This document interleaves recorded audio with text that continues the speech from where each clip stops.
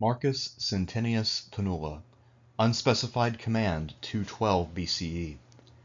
In the aftermath of Cannae, the Roman Senate was desperate both to fill its ranks and to find new capable commanders to combat the Carthaginians. However, despite the unusual flexibility the Middle Republic displayed post-Cannae, there were still institutional rules.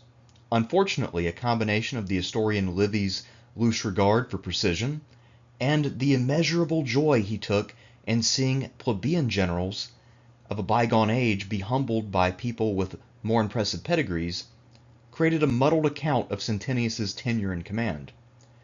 Uncritical modern readers of Livy, whose knowledge of Republican institutions could fit on a Snapple cap, have come away with the impression that the Senate inexplicably rewarded a random centurion with an army for no discernible reason whatsoever. In this video, my aim is to dispel the foolish notion that Marcus Centenius Penula was a common soldier, and show that he must have been raised up to command rank only after he joined the Senate. In fact, I will argue that the nature of his command is more or less identical to what the Senate would hand to a young Scipio Africanus in 210, when they entrusted a 25-year-old with full command latitude on their secondary front. My aim is to both present and demystify the Battle of the Salaris, one of the several occasions where Hannibal Barca was able to pull off a battle of annihilation in Italy. Almost all of our confusion about Marcus Centenius Penula comes from the fact that the only account of his life and the events of 212 come to us from Livy, who, as I mentioned, is notoriously bad when it comes to institutional precision. And once again, it looks like Livy has made a mess of things. We know, in fact, that Marcus Centenius Penula came from a family that is known. Gens Centenia is admittedly obscure. It was a minor plebeian house that was just starting to rise to prominence and did not really survive the Second Punic War. The first attested member is Gaius Centenius. He most likely was killed in action in 217 while leading the consul Geminus's cavalry to reinforce Gaius Flaminius at Lake Trasimene. Of course, the disaster befell Flaminius before Centenius could arrive, and then Centenius in turn was destroyed by Maharbal, most likely losing his life. The point is, Centenius had risen to the rank of praetor, and as a close male relative of Marcus Centenius Penula, this means that Centenius Penula had every reasonable expectation of one day being able to enter the Senate. He almost certainly had the wealth, the education, and everything else that one would expect. Now, one minor note that many of you, I'm sure, have caught on to: Marcus Centenius Penula has a cognomen. Penula is a cognomen. So this is a name assigned to distinguish a branch of a family. And this is almost exclusive to the very upper echelons of Roman society. There might be a very small handful of equestrians who have this distinction, but it is mostly a thing for senatorial families. Penula, by the way, means something like hooded, weatherproof cloak, and this could suggest that this was in recognition of Marcus's service as a distinguished soldier. We have to remember that he will be elevated to command very quickly, so it's likely that despite his youth and despite his relatively obscure origins, that he had distinguished himself to the point that he was assigned a cognomen. And this is important for understanding why he was elevated so quickly, and also that he is not just some random soldier, as Livy wants us to believe. We know that Centenius had completed his military service, so all Romans who wanted to become senators had to serve for 10 years in the legions. Partly this is because all Roman magistrates could be asked to command troops, and the idea is that to become militarily competent, you need at least 10 years of experience under your belt. We also know that Centenius was a first centurion at one point in his career. This is important because in the pre-Marian legions, centurions are not grizzled old veterans, but instead they are usually young aristocrats, young equestrians, or people who might enter the Senate and have been elected to this post because they're ambitious, they're trained in arms to a greater extent than common people, and they are literate, so they can do some record keeping and other tasks that you need in an officer. So most likely his elevation to first centurion is another reflection of his rank. When we say he completed his military service, that's also something that is a sort of phrase for wealthy people who want to go into the Senate. And we also know that he has a sponsor for the Senate, a man who's a well-known patrician, which means that his family must have had some pretty good connections. And another thing that Livy kind of might give us the false impression of, and in his case this would be inadvertent and it's more of a modern misconception by especially American casual fans of Rome, is the idea that a lot of centurions are these old grizzled veterans. But again, almost all Romans who entered the Senate came out after 10 years of military service. For instance, Tiberius and Gaius Gracchus, who were famous for being young tribunes, each had to complete their 10 years of military service prior to their time in office. And so there's no reason to think that Marcus Centenius Penula, Gaius did not have a cognomen, there's no reason to think he was any older than any new senator. So most likely this man was somewhere around 29 or 30 years old by the time that he took command. Let's set the stage for Centenius Penula. So back in 215, in the aftermath of Cannae, the biggest defection was Capua. Capua was arguably the second largest city in Italy, and certainly one of the top 5. Hannibal's strategy from the outset had been to detach Rome's chief allies in order to build up a coalition and isolate Rome itself, and also break its power. And the defection of Capua was probably his most important and really impactful achievement in that regard. Now, the Romans for a few years had been fearing that the defection of Capua would lead to the defection of even more places. So far it hadn't, so they had largely contained the danger. And now that the bleeding had been staunched to some extent, they were very eager to retake Capua. It's also worth noting that for the Romans, the defection of Capua was even more galling than would otherwise be the case, because Capua was relatively close to Rome in terms of its culture and the heritage of its people. And so there was a sort of personal vendetta attached to this as well. In 212, accordingly, the new consuls that year were both given armies, and both of them were instructed to go besiege Capua. The hope was that Hannibal would be occupied elsewhere, defending the perimeter he was setting up in the south from the other places that he had captured. At this point, it's also worth mentioning that Capua was very much the center of Hannibal's focus because it was the largest center that he held, and it also was the best strategic position in terms of being able to put pressure on Rome. So, because of that, Hannibal was on the alert for any move on Capua, and while the two consuls did manage to successfully initiate a siege, they had to break it off because Hannibal arrived sooner than they had hoped, and he broke their siege lines. The two consuls will now retreat in different directions to try to make Hannibal waste time. Hannibal will pursue the consul Claudius into Lucania, but he will not succeed in capturing him. And so, Hannibal at this point is probably a little bit frustrated since his battle before Capua was very indecisive. The casualties were relatively low, and he is looking for someone to take his spite out on. As for the Romans, they're also frustrated because they still plan to take Capua in the near future. And it will be right around this time that someone new will be given an army. We now have some chronological considerations to occupy our minds. So, exactly how does Centenius's introduction to command correspond with the events we just talked about, the campaign of 212 around Capua?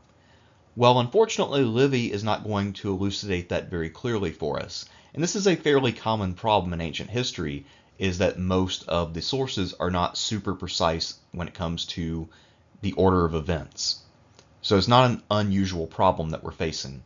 The solution that I've come up with is that it only makes sense if we assume that the process of this man getting into the Senate, forming his command, and all of that takes place before and during the events of the Siege of Capua, and then the battle that he'll fight famously at the Salaris happens right around the same time that Claudius is giving Hannibal the slip and heading back toward Capua. So, I'm assuming this is the order of events, and therefore we are stepping back in time just a little bit right now. So by the time we get to 212, Centenius Penula had officially completed his 10 years of mandatory service, he was now ready to join the Senate.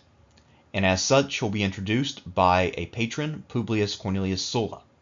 The way that Livy introduces this, and I assume this might be how he made the mistake, is that because he reads about Marcus being introduced by Sulla, he assumes that therefore Sulla was introducing a commoner to the Senate. But in reality, almost all new senators would have a sponsor.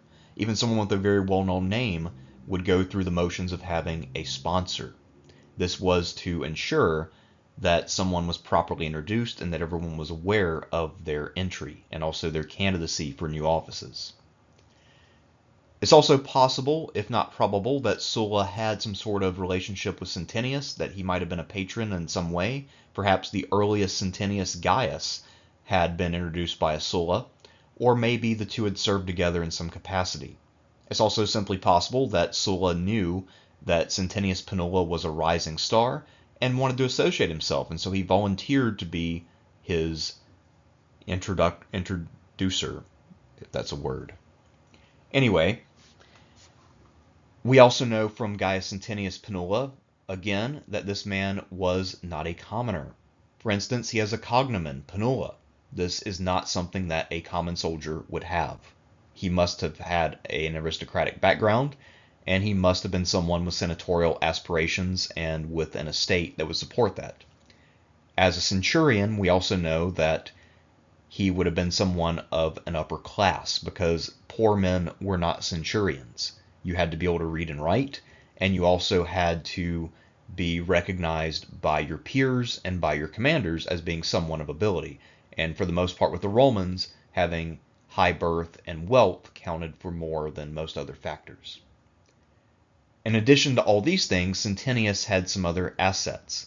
He was larger than most, he was a tall, well-built man, and he was famously courageous. And if we think about the context of the Second Punic War, he had 5 or 6 years at this point to prove just how courageous he was. This also means he'd gone through some tough campaigns and come out looking good. So it should come as no real surprise that the Senate looked at this guy as a rising star, and that his entry into that body was a welcome addition. Now that he was a member of Rome's legislative body, Centenius confidently approached the Senate and requested command of a force of 5,000 men. Livy sees this as a mark of hubris. That being said, we have to remember Marcus Centenius Penula was a war hero, and there's no reason to think that anybody doubted his ability. Sure, he had never commanded an army, but all indications were that he could command an army and do it quite well. We also have to remember that Roman standards for what constitutes military competence is completing your 10 years of military service. And during the Second Punic War, they will show more regard for actual ability, and up to this point, Centenius has never given any indication that he lacks ability. And so, when he makes this proposal, he is listened to very seriously. His proposal is that because of his local knowledge of Campania, he will go and harass Hannibal. So he will use a small force to hit and run, and perhaps try to pick off detachments, and also harass the various allies who might have defected to Hannibal. So this is partly why Rome had spread out their commands. Most of the commands were not super concentrated by the time we get to 212, because they don't want a major battle with Hannibal. They want to more use attrition, and also to attack his weak points and his garrisons. In fact, the Senate believed so much in Centenius and his mission that they said, "We'll grant your request, but we're going to up the ante a bit. We're not giving you 5,000 men, we're going to give you 8,000. And in addition to the men that we're giving you right now, you have our full authorization to go out and recruit anyone else who's willing to volunteer for you." So effectively, Centenius Penula now has an army that would be fit for a praetor, or maybe even a consul. And Livy tells us that the enthusiasm for Centenius Penula was so great, that his reputation was such among both senators and common people, that his numbers nearly doubled. And this could not have been over a very long period of time, by the way, since we're still pretty early in the campaign season when he receives this command. So this shows once again that even if the idea to make him a commander turned out to be ill-conceived, there were a lot of complicit parties. And again, Centenius did not propose this large of a command for himself. The Senate were the ones who upped the ante and then gave him the authorization to raise perhaps 16,000 men, as it turned out. While we're on the subject of special commands during the Second Punic War, I think that this is a fitting time to do a bit of a tangent and look at what will happen a couple of years after Centenius's time with a young man named Scipio Africanus. So, on the Iberian front, which was initially commanded by Scipio's father and his uncle, the Romans had been making a fair amount of progress against Hannibal's brother Hasdrubal. However, all of that would change when both men were killed in action in 211. The Romans still had a strong presence here. They had some diplomatic relations with various Celtiberian chiefs, and they needed a new commander. At first, they sent one of the praetors, the future victor of the Battle of the Metaurus, Claudius Nero, but later they elected a permanent commander, and this ended up being a 25-year-old Scipio Africanus, who had never been consul or even praetor, and yet he would get proconsular authority. This was all highly unusual, but again, there is a precedent, and it's one that we're talking about in this video, the precedent of Marcus Centenius Penula. Livy claims that the only reason why Scipio was able to inherit this command is because the Senate was indecisive, and they just kind of allowed this to happen by default. However, most modern scholars are not really sympathetic to that view. They think that the Senate must have supported his command, but that they wanted to distance themselves from the decision by having the people vote to confirm it. And why would the Senate want to distance themselves from that? Well, simple. Centenius's command had been a fucking train wreck. And so the Senate, which always wanted to keep its hands clean and its reputation pure, wanted to distance itself from a decision that might prove to be unpopular. So let's say if Scipio Africanus underperforms, they can then go to the people of Rome and say, see, this is why you should always only trust our judgment and never trust yourselves, because we know best and you don't. Whereas if it succeeds, well, it's a much needed victory. So the Senate was trying to effectively have its cake and eat it too. As it turns out, of course, Scipio would do extremely well in Spain. And again, a large part of the reason why young Scipio Africanus would be the ideal candidate despite his lack of a long resume is that he had done exceptionally well in junior capacities, much like Centenius Penula had. He had led a group out of the disaster at Cannae, so clearly this man has some mettle. He also has a lot of popularity among the common Romans. At one point, the people demanded that he get the office of aedile, even though he was technically too young. And because the Romans believed that name recognition was super important for diplomacy, they realized that the name Scipio would carry a lot more weight with the Celtiberian chieftains than would another name.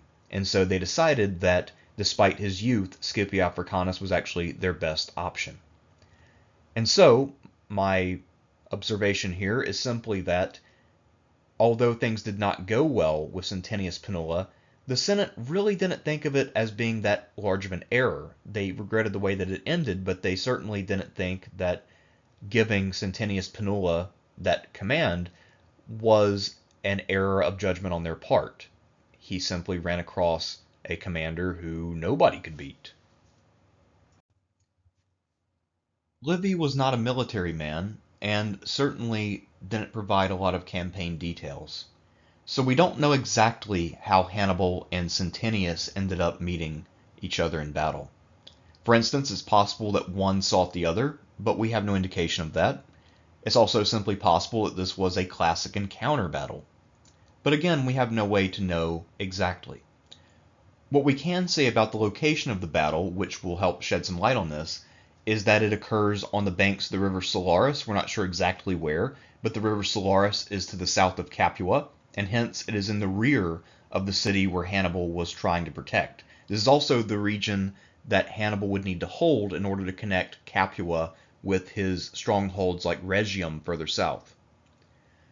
Most likely, in my opinion, what ended up happening is that Hannibal heard about Centenius's army through his scouts. Remember, he has better cavalry, therefore he has more awareness of the lay of the land and of the disposition of Roman forces, and he decided to abandon his pursuit of Claudius, which was not going all that well, and to deal with the threat that seemed to be trying to slip past him. So, for instance, if he had pursued Claudius, he might have put himself between two Roman armies. There's also the danger of, while he was confronting enemies near Capua, that things in his rear would fall and his path of retreat would be cut off. And so Hannibal most likely chose to engage with this new foe in order to keep his rear as clear as possible. When it comes to the Battle of the Salaris, we don't really know all that much. Livy's account, which is the only account, is much more of an impression than a description. It's a little bit more poetry and a lot less prose and detail. What he tells us is that the battle lasted for 2 intense hours, which, by the way, would make that around 4 times longer than the average ancient battle. Most modern historians believe that an ancient battle would usually last 20 to 30 minutes, and that especially if you're fighting in the heat of summer, that's about when most men will become completely worn out.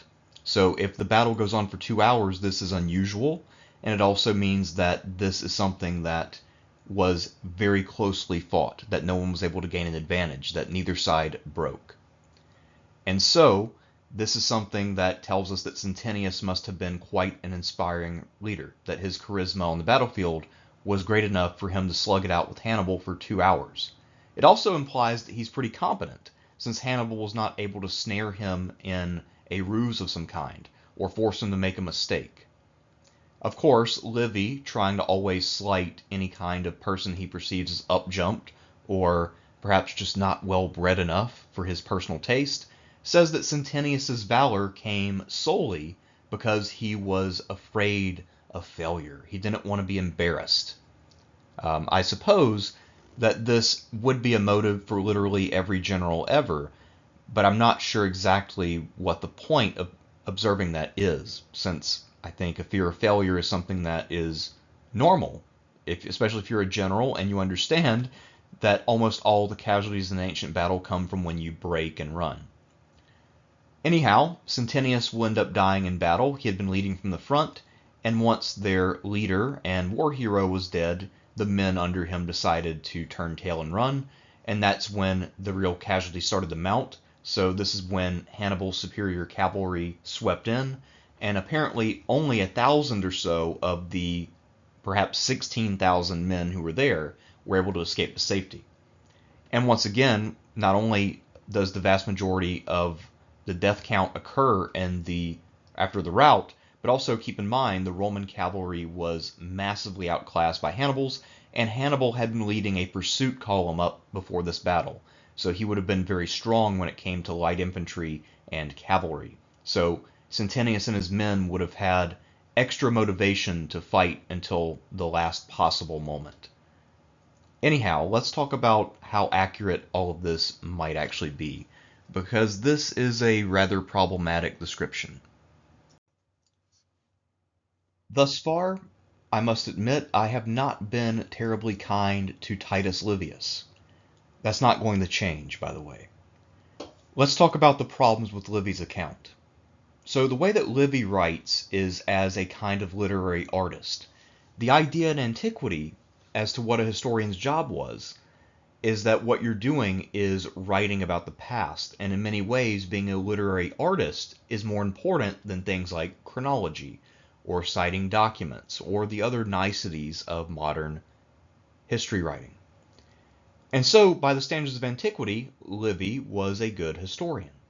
But today, when we think about things such as how institutions work, and we try to glean information from these accounts about the past, Livy is almost a hindrance to our understanding of that past.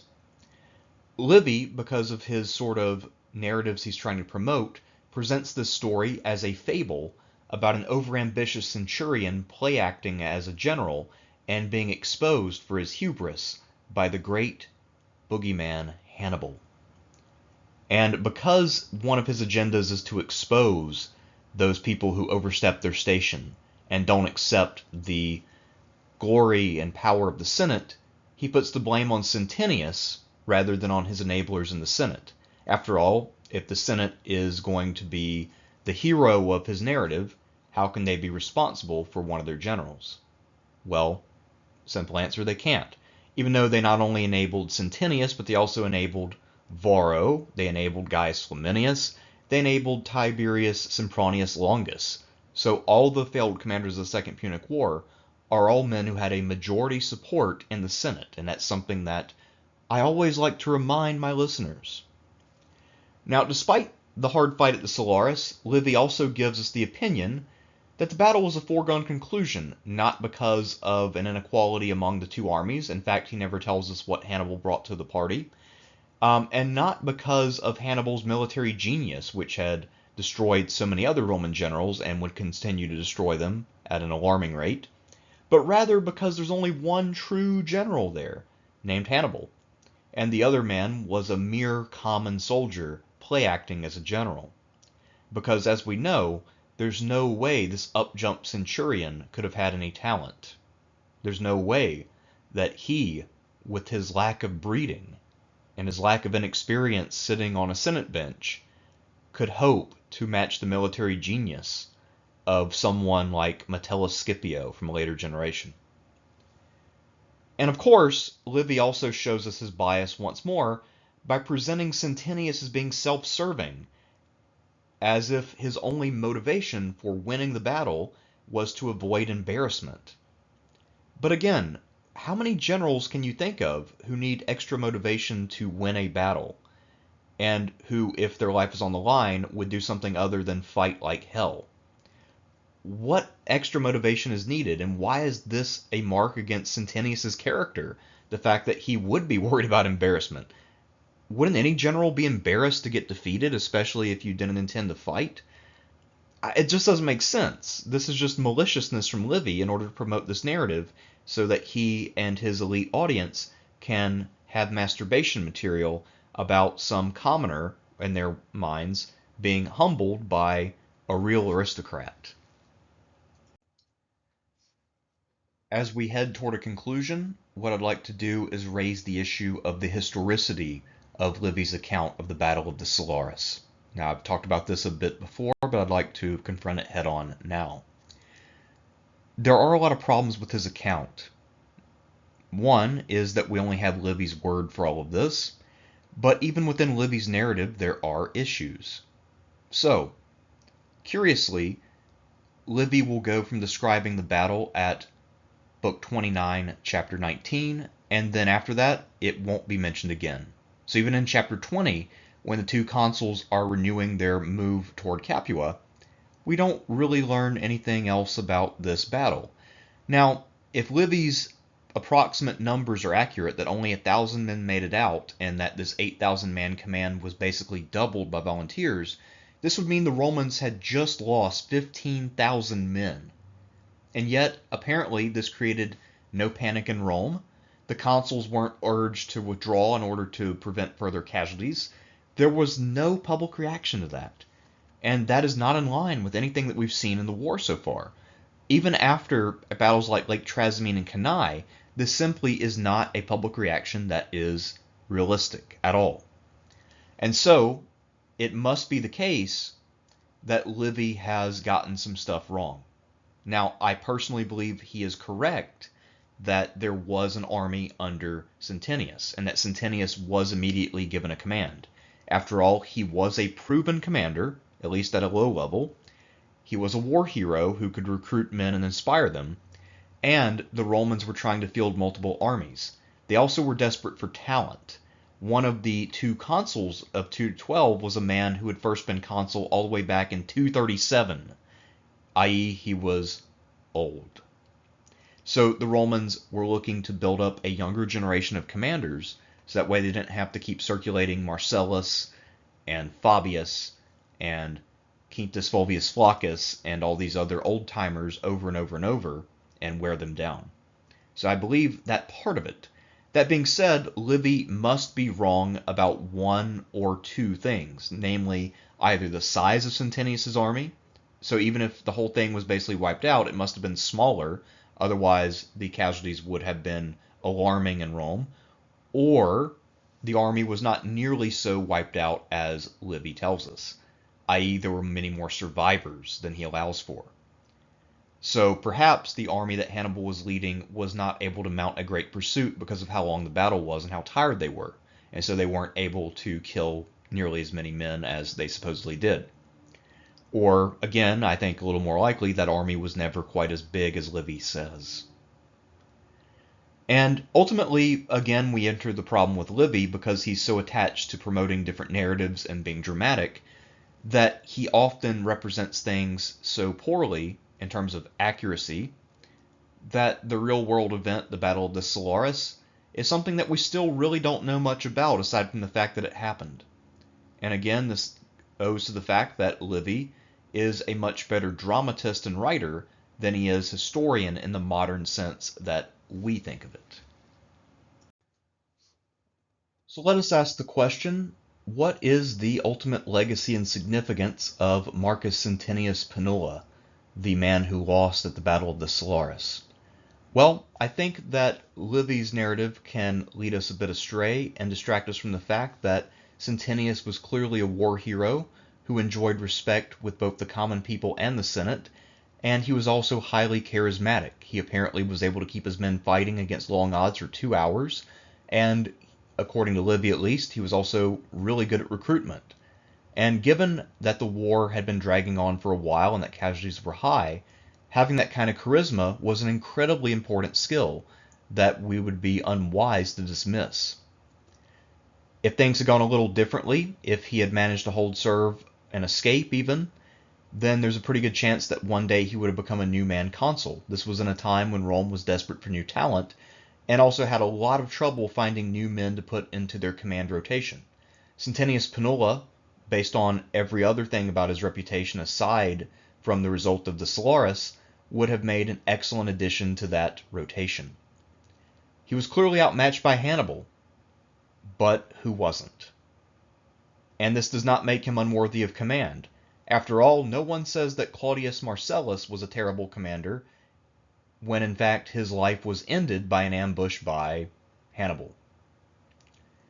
So in fact, again, we have to always remember that the Roman standard for what made one militarily competent is not a display of genius, but rather simply completing 10 years of mandatory service.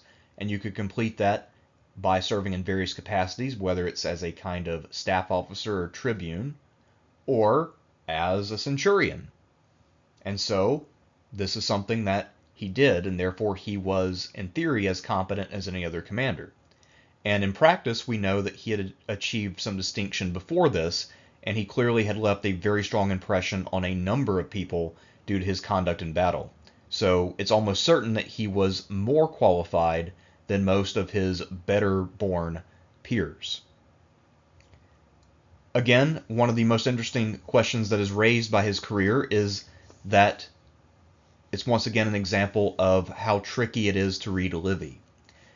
Livy has almost certainly, in my opinion, overblown the scale and significance of the Battle of the Salaris, and then by extension, he has very much overblown the role of Centenius in the operations of 212.